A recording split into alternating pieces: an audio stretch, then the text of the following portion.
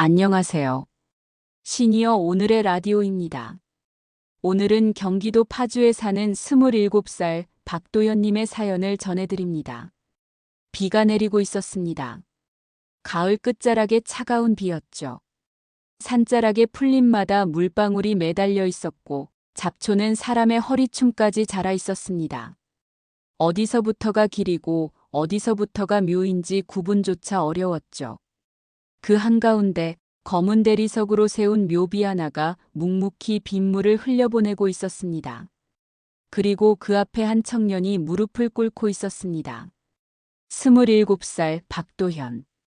그의 어깨는 비에 젖어 무겁게 축 처져 있었고 입술은 파랗게 질려 있었습니다. 아버지. 단 한마디였습니다. 하지만 그 한마디에 모든 감정이 담겨 있었죠.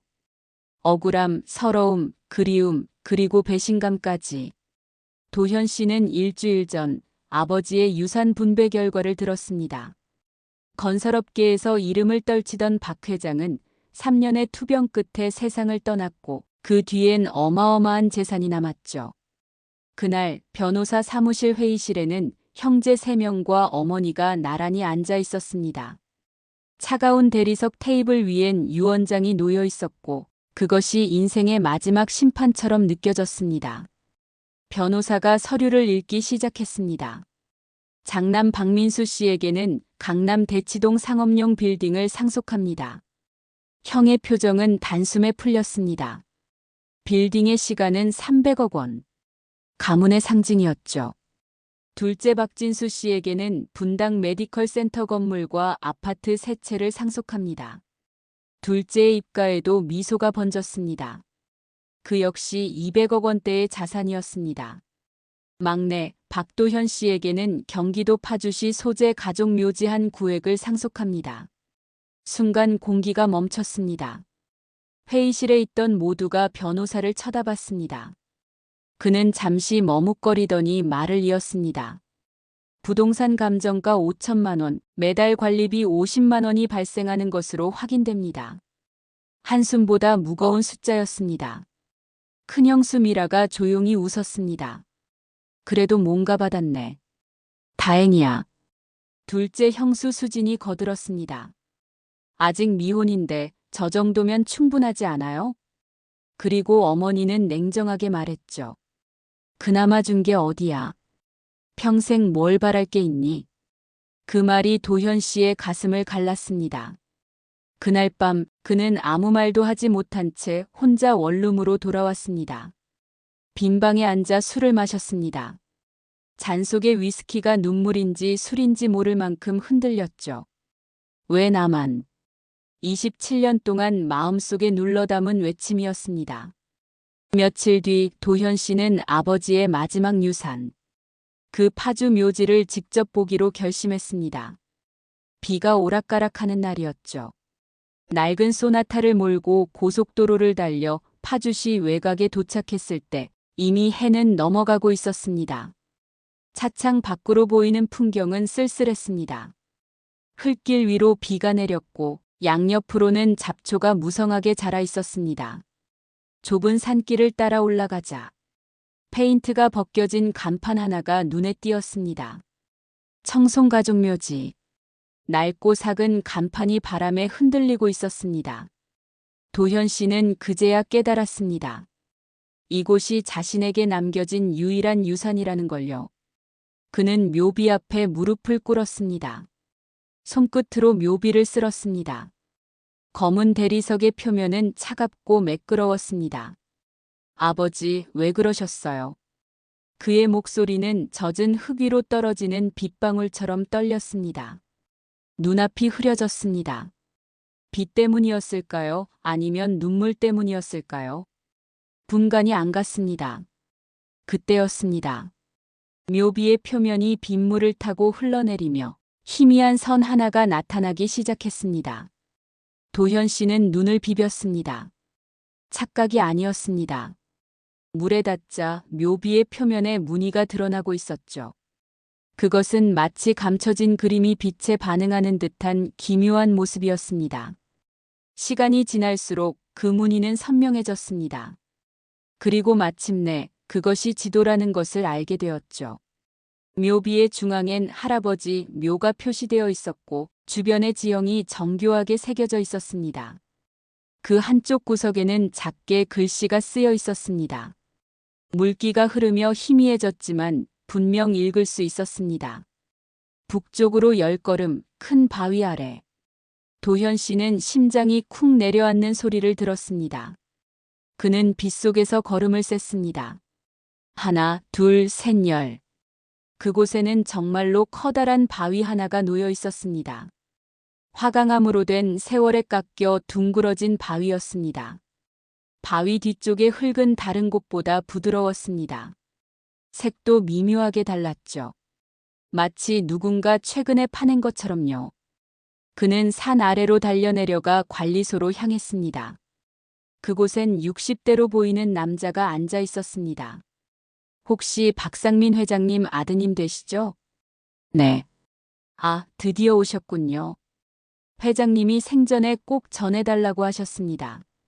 남자는 주머니에서 열쇠 하나를 꺼냈습니다. 이건 관리소 금고 열쇠입니다. 회장님이 언젠가 막내 아들이 오면 이걸 전해달라 하셨어요. 도현 씨는 멍하니 열쇠를 쥐었습니다. 남자는 말을 이었습니다. 회장님이 그 묘지를 인수하신 게 20년도 넘었습니다. 이상하게도 비 오는 날마다 오셨죠. 그날마다 혼자 묘비를 닦으시고 한참 동안 앉아 계셨습니다. 비 오는 날만 찾던 아버지. 그 말이 도현 씨의 마음을 뒤흔들었습니다. 그날 밤 모텔에 머물며 그는 잠을 이루지 못했습니다. 새벽이 되자 빗소리가 들려왔습니다. 그는 이불을 걷고 다시 산으로 올라갔습니다. 묘비 앞에 섰을 때 비는 다시 내리고 있었습니다. 묘비 뒷면을 향해 손을 뻗었습니다. 빗물이 스며들자 아까 봤던 무늬가 다시 서서히 떠올랐습니다. 이번엔 더 선명했습니다. 그리고 그는 알았습니다. 그 무늬는 단순한 장식이 아니라 지도였다는 것을. 지도에는 묘비와 주변 지형, 그리고 X 표시가 있었죠. 그 옆엔 작은 글씨. 북쪽으로 10걸음 큰 바위 아래. 도현 씨는 흙을 파기 시작했습니다. 비에 젖은 흙은 무거웠고 손은 미끄러웠습니다. 하지만 멈추지 않았습니다. 30분쯤 지났을까 삽 끝에 딱딱한 금속성의 소리가 났습니다. 그곳엔 검은색 방수 상자 하나가 묻혀 있었습니다. 조심스럽게 상자를 꺼냈습니다. 무게는 제법 나갔습니다. 관리소 컨테이너 안으로 들어가 상자를 열었습니다. 그 안에는 두툼한 봉투 하나와 금속 열쇠 1개, 그리고 익숙한 필체로 쓰인 편지 1통이 들어 있었습니다. 착한 도현아. 이 편지를 보고 있다면 아빠는 이미 이 세상 사람이 아니겠구나.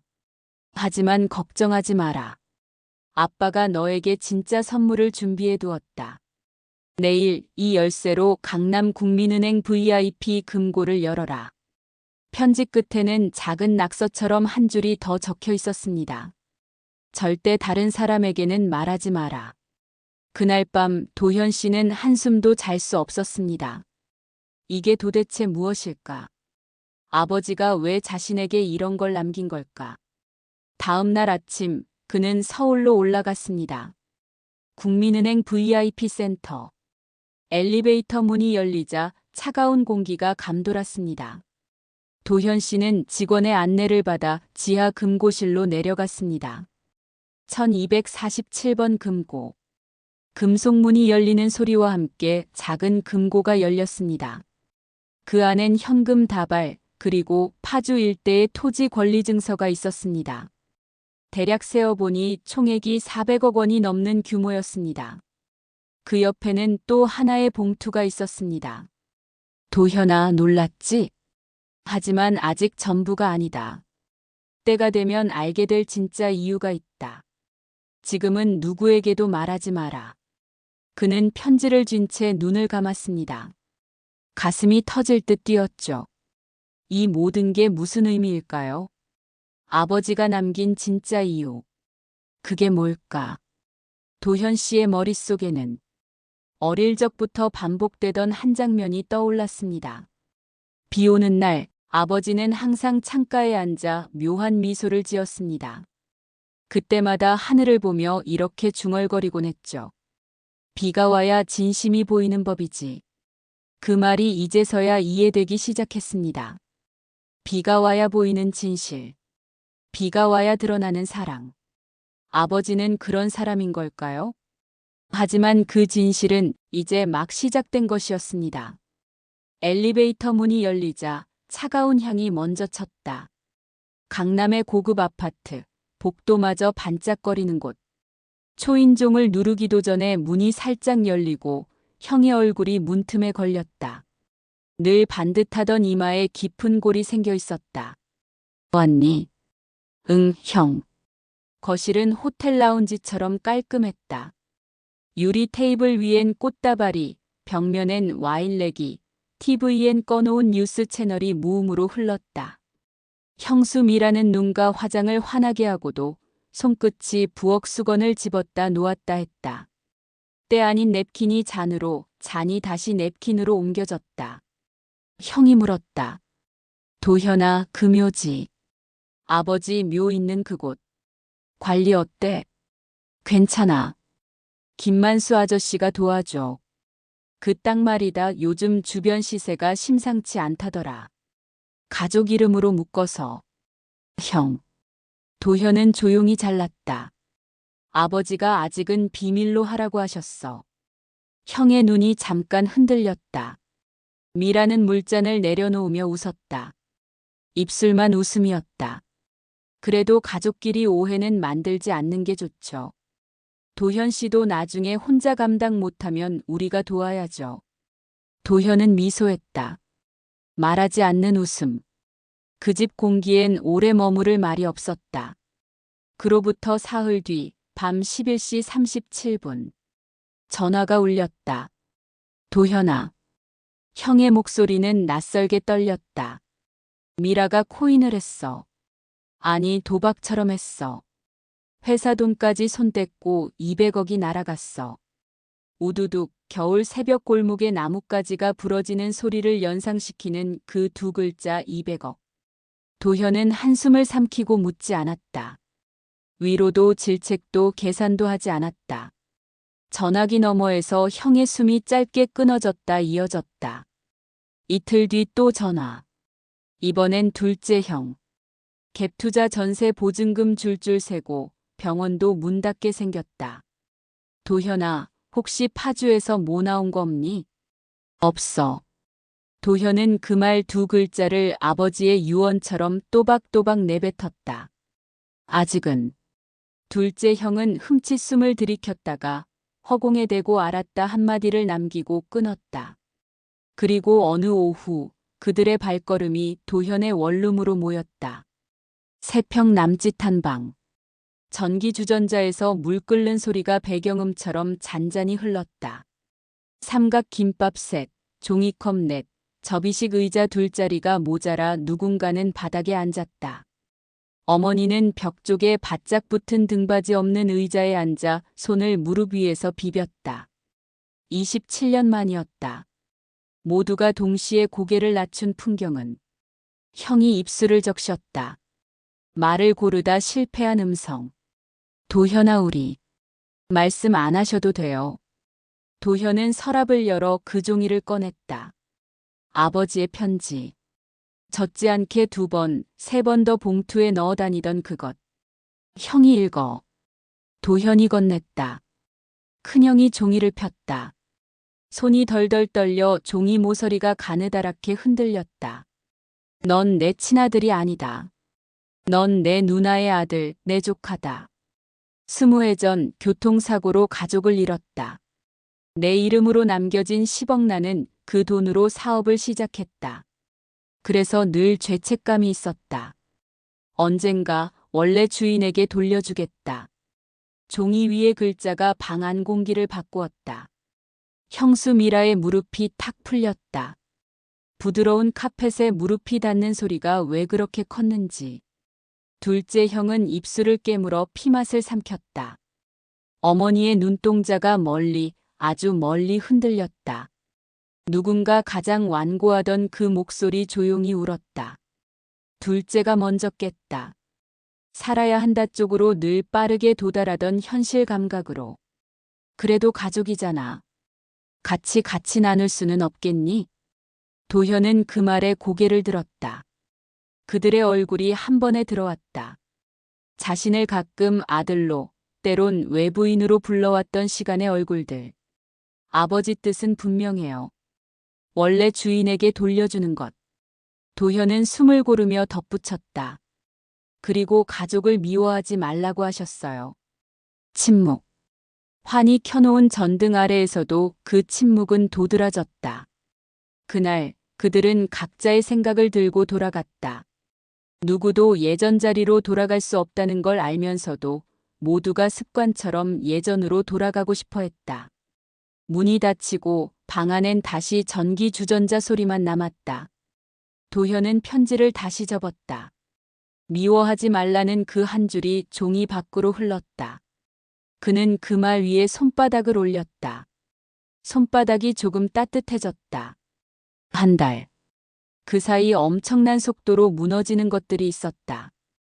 포털 메인에 떴다. 유명 로펌 횡령 투자 실패로 파산 절차. 며칠 뒤 다른 기사. 분당 메디컬 센터 부도 위기 진료 중단. 고급 아파트는 경매 공고가 붙었다. 병원 앞 유리문에는 A사 용지 한 장이 테이프로 덕지덕지 붙었다. 휴업 안내. 깨끗한 사무장의 펜글씨가 낙엽처럼 힘없이 흘렀다. 밤 도현은 파주 묘지에 올라갔다. 하늘은 별이 없었고 묘비는 한 줄 빛도 받지 못한 채 거기에 있었다. 아버지. 짧게 부르고 길게 들었다. 바람이 잔가지 사이를 스쳐가는 소리. 그는 묘비에 손을 대며 혼잣말처럼 말했다. 이게 아버지가 바라시던 결과는 아니겠죠. 그렇죠? 대답은 없었지만 마음 한복판에서 아니라는 소리가 미약하게 울렸다. 그는 고개를 끄덕였다. 그리고 다음 날 전화를 걸었다. 첫 번째 전화 큰형. 형, 급한 빚부터 정리해 드릴게요. 전화기 너머에서 꺽꺽 숨이 새었다. 말문이 막힌 고마워가 울음에 휩쓸려 부서졌다. 평생 한 번도 동생에게 고맙다 말하지 않던 사람이었다. 두 번째 전화 둘째 형. 형, 지금 필요한 만큼 버틸 돈은 제가 돼요. 잠시 침묵. 그 뒤로 낮은 목소리. 미안하다. 형답지 못했었다. 그 말 한 줄이 무너진 집 기둥 어디쯤에 박혔다. 미안하다는 말이 기둥을 다시 세우진 못해도 쓰러짐을 늦출 수는 있었다. 그는 돈만 던져주지 않았다. 더 오래가는 모양을, 더 튼튼한 생존을 제안했다. 작은 사무실을 계약했다. 허름하지만 햇빛이 잘 드는 곳. 벽에 못 하나 박고 종이 현수막도 달았다. 문구는 간단했다. 교통안전 유가족 지원 재단 가칭 설립준비위원회. 커피 믹스를 나눠 마시며 도현이 말했다. 형들, 이건 제가 혼자 갖는 돈이 아니에요. 원래 주인에게 돌려주는 돈이니까요. 저는 그분들 이름으로 재단을 만들고 싶어요. 교통사고 유가족을 돕고 예방 캠페인을 하고 상시를 통과하는 법을 같이 찾는 곳. 형은 법무, 둘째 형은 의료. 저는 운영. 형이 묻는다. 우리가 해도 될까? 형들이 아니면 안 돼요. 법적 지원은 민수 형이 제일 잘 알잖아요. 의료 회복 프로그램은 진수 형이 설계해야 설득력이 있고요. 저는 현장 뛰고 글 쓰고 모금하고 사람들 설득할게요. 같이 해요, 우리. 오랜만에 형들의 눈빛이 달라졌다. 가진 사람의 눈빛이 아니었다. 필요한 사람의 눈빛이었다. 누군가에게 있어서 다행인 사람이 되는 순간 사람은 다시 살아났다. 어머니를 찾아간 날. 오래된 아파트, 낡은 초인종, 문틈 새로 새는 된장국 냄새. 어머니는 문을 열자마자 아들과 눈을 맞추지 못했다. 등 뒤 싱크대 쪽을 한번 훑고 바닥을 보고 끝내 얼굴을 들었다. 미안하다. 네 글자 나오는데 20년이 걸렸다. 도현이 먼저 손을 내밀었다. 괜찮아요. 이제 처음부터 다시 시작하면 되죠. 그 말에 어머니의 어깨가 툭 떨어졌다. 어머니는 의자를 끌어당겨 아들의 손등을 양손으로 덮었다. 오래 일한 사람의 거친 손. 그러나 따뜻했다. 도현아. 이름을 부르고 울음을 삼키는 소리가 방 안을 둥글게 맴돌았다. 그 후로의 시간은 작은 것들을 쌓는 시간이 되었다. 형은 파산 절차 속에서 억울해하는 소상공인들을 위한 무료 법률 상담 일정을 만들었다. 자신의 추락을 자책만 하지 않고 타인의 추락을 막는 도구로 바꾸었다. 둘째 형은 교통사고 후유증 환자들을 위한 재활 프로그램을 표준화했다. 공공병원과 연계해 운동통증관리심리치료를 묶었다. 도현은 지역구청, 도로교통공단, 경찰서와 일정을 맞추고 30초짜리 안전 캠페인 쇼츠를 만들었다. 노란불은 멈춤입니다. 빗길 안전거리, 평소의 2배. 짧게, 그러나 또렷하게. 밤이면 사무실 조그만 창으로 불빛이 뚝뚝 새어나왔다. 바깥은 겨울이었고 안은 커피 냄새로 따뜻했다. 그들의 실패는 여전히 가끔 꿈에서 되살아났지만 낮엔 할 일이 많았다. 낮에 할 일이 많은 사람은 쉽게 무너지지 않았다. 재단 개소식 날. 간판은 화려하지 않았다. 흰 천위에 검은 글씨. 박수영, 김민호. 두 이름이 바람에 흔들렸다. 도현은 마이크 앞에 섰다. 손에 들고 있던 A사 종이를 내려놓고 빈손으로 말했다. 부모님, 저는 기억이 없습니다. 그러나 이제 압니다. 그분들이 남긴 건 돈이 아니라 저를 살려낸 선택이었다는 걸. 오늘 두 분의 이름으로 세상이 조금 덜 아프게 흘러가도록 하겠습니다. 느려도 오래가게. 박수 소리가 크지 않았다. 그러나 길었다. 누군가는 눈물로, 누군가는 긴 숨으로 박수를 대신했다. 행사가 끝난 뒤 그들은 파주 묘지로 향했다. 가을바람이 이파리 뒤를 쓰다듬고 지나갔다. 햇빛이 묘비 위에서 짧게 떨렸다. 도현이 무릎을 꿇었다. 아버지, 부탁하신 대로 돌려드렸습니다. 그리고 미워하지 않겠습니다. 어머니가 그의 손을 꼭 잡았다. 그 손을 형이 덮고 그 위에 둘째 형이 덮었다. 손등 위에 손등이 포개졌다. 말 대신 겹겹의 체온이 대답했다. 도현아. 응, 어머니. 이제야 우리 가족 같구나. 그날 이후 재단은 유가족의 손을 잡아주었다. 큰형은 법률 지원을 맡았다. 합의 과정에서 불리한 이들을 위해 차분히 문장을 다듬어주고 억울함을 구조화했다. 둘째 형은 의료 회복 프로그램을 꾸렸다. 목발 잡는 법부터 수면 패턴까지 사람이 다시 사람답게 살아갈 실무를 가르쳤다. 도현은 현장에 있었다. 보험 서류에 적힌 숫자보다 병실 문 손잡이의 냉기가 더 크다는 걸 아는 사람이었다. 그는 글을 썼다. 쇼폼을 만들었다. 기억을 길게 보관하는 방법을 콘텐츠로 만들었다. 수입은 화려하지 않았다. 그러나 떳떳했다. 봉급일마다 셋은 서로의 통장을 보며 웃었다. 이번 달도 흑자네. 근데 우리 적자여도 계속했을 거야. 그렇지. 계속했을 거야. 일요일이면 온 가족이 모였다. 압력솥 김이 치하고 빠지면 어머니가 열어라 하고 웃었다. 강된장, 상추, 삶은 고구마. 누군가 말했다. 피가 아니라 사랑으로 이어진 가족도 있습니다. 도현이 고개를 끄덕였다. 맞아요. 사랑은 누구의 것이었는지를 묻지 않더라고요. 지금 누구에게 건네는지만 묻죠. 밤 집에 돌아와 혼자 앉으면 가끔 첫날의 비가 생각났다. 묘비 위로 물이 흘러내릴 때 나타나던 글자. 북쪽으로 10걸음 큰 바위 아래. 그는 아버지의 문장을 마음속에서 조용히 반대로 읽었다. 미워하지 말아라. 돌려주어라. 그리고 살아라. 살아라, 그게 전부였다. 엔딩 내레이션. 여러분, 비가 와야 보이는 글씨가 있습니다. 눈물에 젖어야 읽히는 진심이 있듯이요. 오늘의 주인공은 유산을 받았지만 실은 용서와 책임을 먼저 선택했습니다. 무너지는 가족 앞에서 돈을 쥐지 않고 사람의 손을 먼저 붙잡았습니다. 그리고 알게 되었죠. 가장 값진 보물은 결국 사람에게로 돌아온다는 것을요.